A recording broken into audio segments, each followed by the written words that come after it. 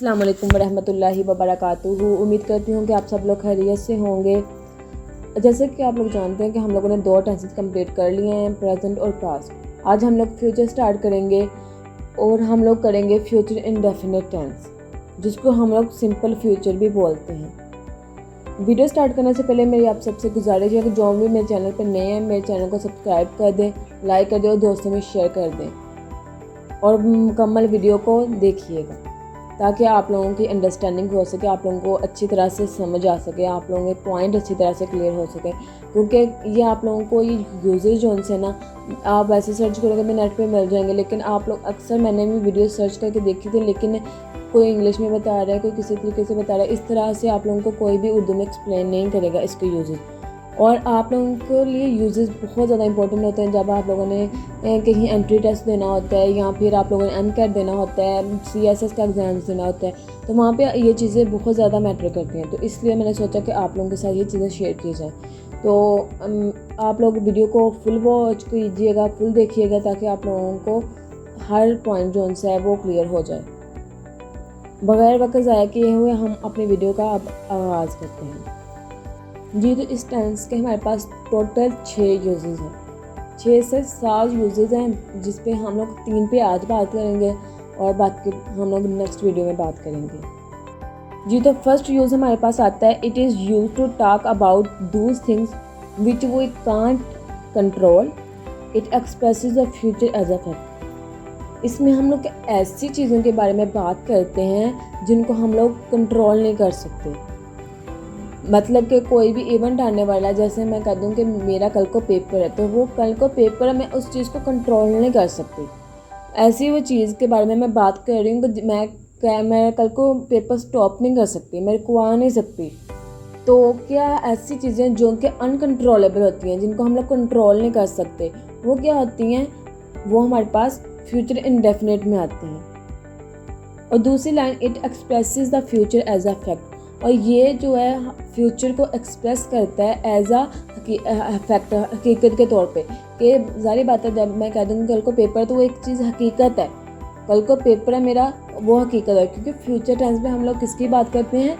अगले दिन की बात करते हैं कि जो काम अभी होना होता है उसकी बात हम लोग करते हैं। तो इस टेंस में, इस यूज़ में हम लोग ये चीज़ देखेंगे। जैसे कि अब एग्जाम्पल आती है, आई शैल बी 30 नेक्स्ट वीक। अब ये आई और ऊपर मैंने कॉमा डाल के LLL लिखे, इसका मतलब है आई शैल। ठीक है, आई शैल, आई और वी के साथ जो उनसे है ना वो हेल्पिंग वर्ब शैल आता है फ्यूचर टेंस में। आई शैल बी 30 नेक्स्ट वीक, मैं 30 साल, अगले वीक 30 साल की हो जाऊंगी, अगले हफ्ते में 30 साल की हो जाऊंगी। तो ये क्या है? मैं उस चीज़ को रोक नहीं सकती, ये अनकंट्रोलेबल, मैंने होना ही होना अगले वीक 30 की। ठीक है ना, इस चीज़ को कोई भी रोक नहीं सकता, इस रिएक्शन को, इस एक्शन को हम लोग कंट्रोल नहीं कर सकते। तो ऐसे एक्शंस जिनको हम लोग कंट्रोल नहीं कर सकते, ऐसी चीज़ें जिनके बारे में हम बात कर रहे हो, उनको हम लोग कंट्रोल नहीं कर सकते, उनको रोक नहीं सकते होते, तो वो हमारे पास क्या आ जाएंगी? फ्यूचर इंडेफिनिट में आ जाएंगी। अब एक इसका और एग्जाम्पल देख लेते हैं, we shall now our exam result in October. हम जानते हैं कि हमारे इम्तहानात का रिज़ल्ट अक्टूबर में आएगा। अब हम इस चीज़ को भी नहीं रोक सकते, क्योंकि अक्टूबर में आना है, तो हम लोग इस चीज़ को स्टॉप नहीं कर सकते। हमें पता है कि हमारा जो रिज़ल्ट है वो अक्टूबर में आएगा, तो हम लोग उस चीज़ को कंट्रोल नहीं कर सकते। तो ये हमारे पास था इसका यूज़ नंबर 1। जी, तो नेक्स्ट यूज़ हमारे पास आता है, it is use to talk about which we believe और think will happen in the future, जिसमें हम ऐसी चीज़ों के बारे में बात करते हैं जिनके बारे में हम लोग सोचते हैं या हमारे पास यकीन होता है कि ये फ्यूचर में हैपन हो सकती हैं या फ्यूचर में ये चीज़ें क्या हो कि मुनक्कद हो सकती हैं। जैसे कि मैं कह दूँ कि कल बारिश होगी, तो मतलब कि ये मेरी थिंकिंग है कि कल को हो भी सकती है बारिश। मैं सोचती हूँ कि कल बारिश हो जाएगी, मौसम ख़राब होता है तो मैं कहती हूँ कि कल को बारिश हो जाएगी। ऐसी चीज़ों के बारे में बात करना जिसके बारे में हम लोग यकीन रखते हों या फिर हम लोग सोचते हों कि ये चीज़ें मतलब आगे हो सकती है, फ्यूचर में हो सकती है। फॉर एग्ज़ाम्पल, इसके एग्ज़ाम्पल हम लोग लेते हैं, I think Pakistan will win the match. मैं सोचती हूँ कि पाकिस्तान मैच जीत जाएगा।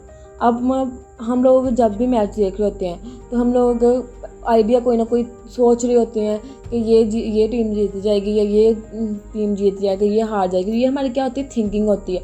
और जो हमारी इस तरह की थिंकिंग होती है ना, जो इस टाइप की, जिसमें हम लोग कहते हैं कि फ्यूचर के बारे में सोचते हैं, तो वो हमारे पास क्या आ जाते हैं, फ्यूचर इंडेफिनेट में आ जाते हैं।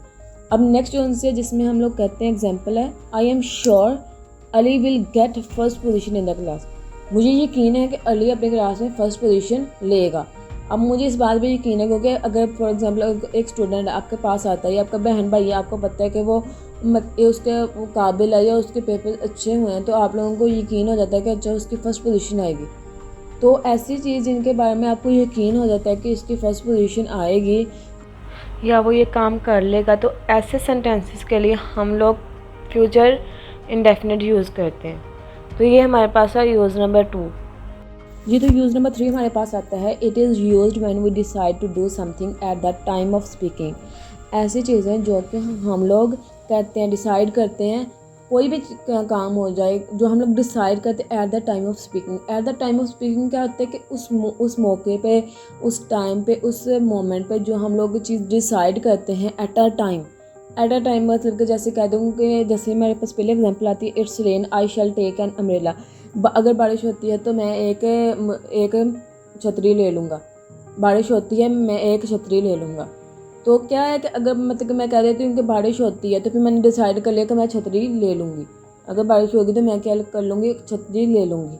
अब इसी तरह दूसरी एग्जांपल आती है, mister Ali is very busy at the moment, all right I shall wait. Mister Ali John से हैं, वो इस लम्हे बहुत ज़्यादा मसरूफ़ हैं, तो चलो मैं ऑल राइट ठीक है, मैं इंतज़ार कर लेता हूँ। तो ये क्या है, मैंने उसी टाइम मैंने खड़े खड़े मतलब कि मैंने वो क्या डिसाइड किया है, क्योंकि मिस्टर अली जॉन थे वो बिज़ी थे, तो मैंने कहा चलो मैं डिसाइड कर लिया कि चलो थोड़ा इंतज़ार कर लेते हैं कि वो फ्री हो जाएंगे तो मैं बात कर लूँगी। तो इस तरह के जो टेंसेस होते हैं और इस तरह के जो एक्शंस होते हैं, उनको हम लोग यूज़ नंबर 3 में लिखते हैं। उम्मीद करती हूँ कि आप लोगों को वीडियो को समझ आई होगी, तीनों यूजेस को समझ आई होगी। लेकिन अगर फिर भी आप लोगों का कोई भी पॉइंट क्लियर नहीं हुआ, कहीं से समझ नहीं आई, तो आप लोग मुझे कमेंट करके पूछ सकते हैं।